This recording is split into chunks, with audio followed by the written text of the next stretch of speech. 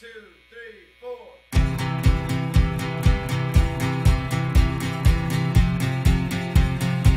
Be careful, and it happens in the dressing room. Like that's where the beginning of modesty is, because if you don't have modest things in your closet, you can't be modest. I don't want to wear a two-piece bathing suit because it's like going outside with my underwear on. Why I wouldn't go outside in my underwear, so why would I go outside in a string bikini? I like that.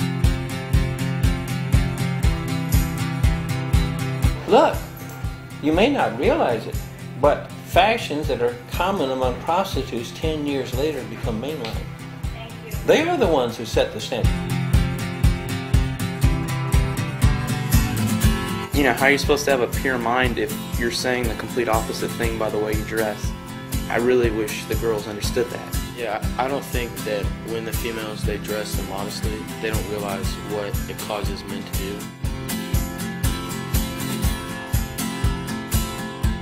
I think the problem is that girls don't realize the male's point of view, and they need to hear it from a guy, not just from girls, because they haven't actually had that. It's because they're so polluted, their minds have been so polluted, that all they think about and all they want right now is a girl who's dressed immodestly.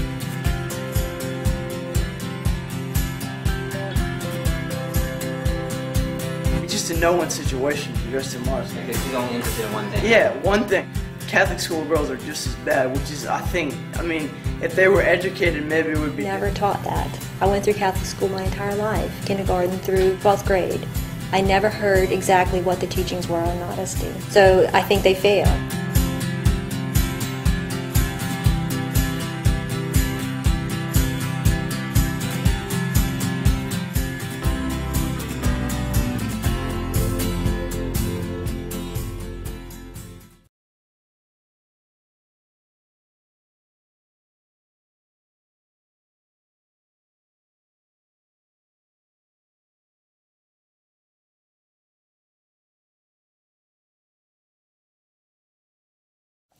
Honestly, I don't believe that most females think that they're dressing immodestly. I would say that most women think that they're dressing modestly. It might not affect them, themselves, but it affects other people, like men, because there's sins of thought, and they don't realize that because they haven't had the male's point of view in seeing someone dressed immodestly. When the females, they dress immodestly, they don't realize what it causes men to do. They think that we human beings are like water faucets. Now you just turn it off, turn it on. No, we're far more complicated than that. Men are visual, and our eyes will follow lines, and will fill in parts of a picture that aren't there. If you have a picture of, you know, a person's face, but it's missing an eyeball, or it's missing a mouth, we'll be able to draw that in for you. And our minds automatically kind of fill in the blanks. So when you're wearing short shorts or tight shorts, we're following the lines of your legs, and although you think, well, why do they look at my rear end? My rear end's covered. But we see so much, and then we see so much here that we're filling in the blanks with our minds, not even meaning to. We're not out looking for it. Our eyes are just directed there. The same thing when a woman wears a low-cut top, he's following the lines of her cleavage to this unknown space that's covered up, and then with his mind, automatically, he's not even trying, the mind just automatically tries to fill in the blanks. What goes here? What belongs here? What would be here? And how much more in tight clothing, what people don't realize is that they might think, well, I'm wearing nice pants, they're nice, yeah, they're a little tight, they're stretch pants, but for a guy, you might as well, the way a guy sees it, is that she might as well not even be wearing pants. That's just what her rear end and her legs would look like if they were painted black. Girls don't understand how much, because they don't really understand how a guy is and works and feels and experiences things as much, because it's totally different from a girl. But guys are very visual, sensory, and girls very sentimental kind of stuff. But I don't think they realize completely how their influence is so much more powerful than most girls understand. They've never been taught the way the man thinks.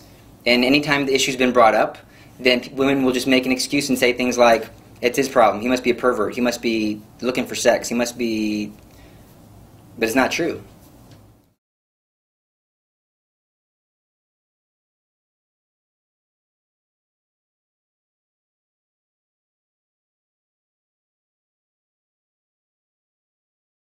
People don't realize just how serious the problem is, and I think the only people who realize it are young men out there who are really truly striving to be holy and striving to be pure, and only when you're trying to be holy and pure do you realize the stumbling blocks. But if you're falling forward down into hell, well, of course you're not going to notice all the little rocks that you hit along the way. Well, it's only when you're trying to walk up the hill are you going to notice all the obstacles. Any male is, and he's supposed to be physically attracted to a woman. And he's supposed to be physically attracted to her private parts. That's why they're private. Because you don't want every man, his chemical reactions start going off in his head. But the difference becomes where, what happens after that chemical reaction goes off? Does a man try to redirect his thoughts? Does he have recourse to prayer? Does he try to remind himself that this is not appropriate? But regardless, if a girl's dressed immodest, she's causing him to start a battle within himself. And it's a battle that's very easily lost. It happens to everyone. It's not just a few people, in that it's something that'll be a lot easier if they just dress more modestly. This one young woman wrote in. She identified herself in her mid-20s, and she said that she could go out, say, to dinner with some young man, and she could dress as provocatively as she wanted, and during the meal she could just flirt with him outrageously, and then after he was all aroused and so forth, can just walk away from him. That's his problem. Well, that is certainly not loving one's neighbor as oneself. I mean, we're supposed to be assisting one another on our way to God, not being a stumbling block for other persons.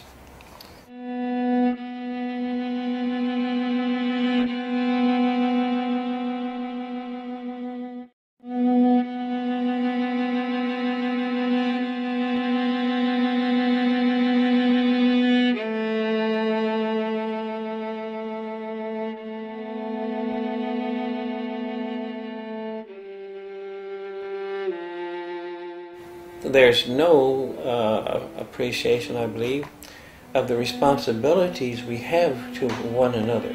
Oh, it's so easy to rationalize yourself out of wearing something modest. Like oh, it's hot outside. The "it's hot outside" that's just an excuse that people are making up to make themselves feel better for the way that they're dressing. No, you are putting men in a situation of temptation, and if they fall, you will have some responsibility for that. Women, they do have that obligation to dress modestly because, like I said, it causes sin, and when you cause sin, that's a sin in itself.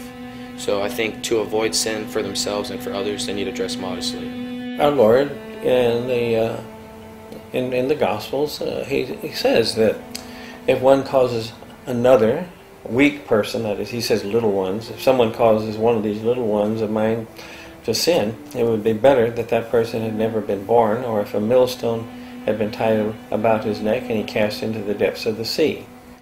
You have to follow the church's exact guidelines. It has to be to the knee, or in their sleeves have to be covered, and it can't be a low-cut top. But I mean, it's just the fact that people would want to change the definition of modesty. They would stretch it, like stretch the truth, just so it's easier on themselves.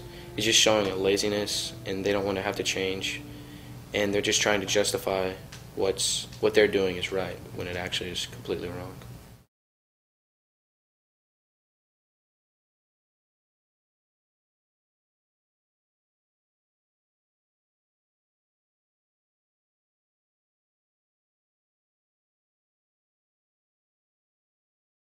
During the pontificate of Pope Pius XI, he had the Holy See issue standards for modesty, but they weren't complete.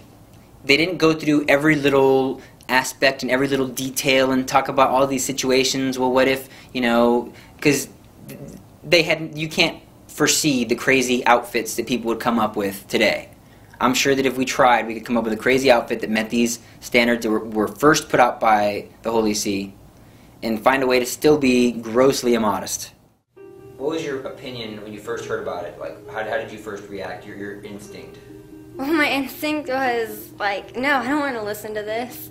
You know, because, like, society today is so, you know, it's so immodest. And when you grow up like that, like, and even if you're, like, because my parents taught me modesty and, you know, but it's just like, you know, even going to Catholic school and just everything, like the mall, the movies, it's, no one cares about modesty, and that's not important. So, I mean, when you grow up with that, it's like, well, no, I don't want to listen to that, like, because that's not how I grew up. Well, I know right away when, like, I heard the church's teachings, all I was asking was why.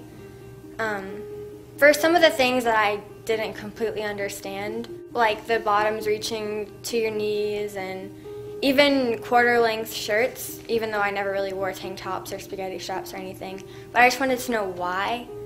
Because that's just the thing that gets me. I mean, everyone wants to know the reason behind it. You know, girls are told, don't do this, don't do that. But, you know, don't all the time, but we're never told why.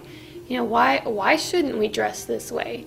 Don't just tell us, well, don't wear, you know, short shorts, or don't wear, you know, tight pants. Why?